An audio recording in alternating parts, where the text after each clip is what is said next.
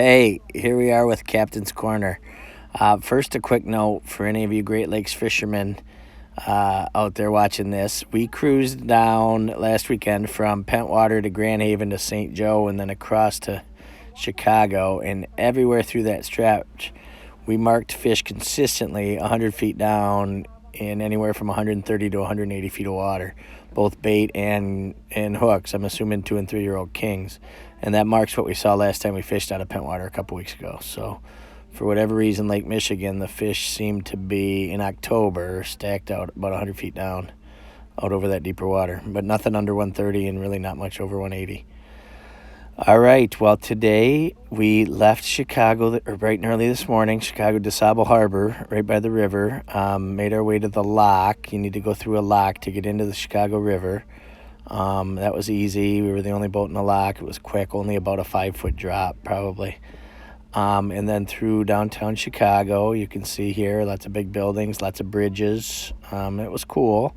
No traffic really on the river. It's a cold morning in October, so not a lot going on the river. A lot of people walking alongside the river, but no boat traffic really. We got through Chicago. Like I said, a lot of bridges. It was nice not having a fly bridge. Our boat's pretty low, so no issues with the bridges. One low railroad bridge that you have to call, but they lifted it up for us. No issues there. Then we got south of Chicago, a little bit outside of the city, and it really started snowing. Real hard, real foggy. That stretch is really industrial, not a lot to see. But you couldn't see much anyway. It was really nasty. But once again, not much traffic. I think we saw one upbound tug and barge that we passed by, no problem. Then we kept making our way south, just north of Joliet.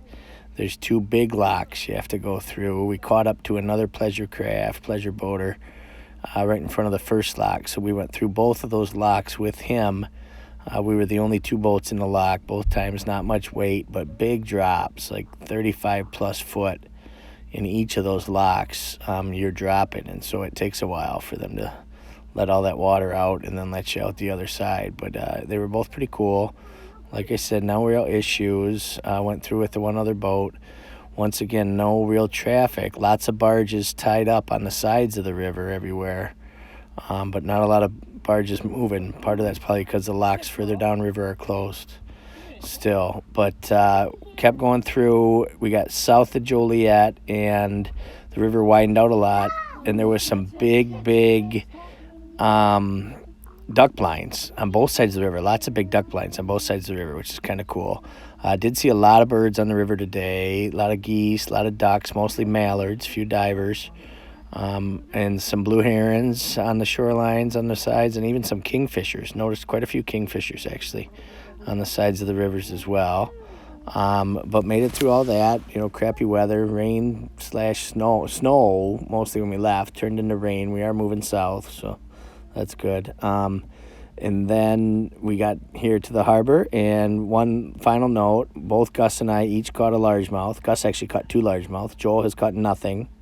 For those of you who know us, will find that as humorous as I do. But Gus and I each caught a largemouth when we got to the harbor here today. All right, thanks.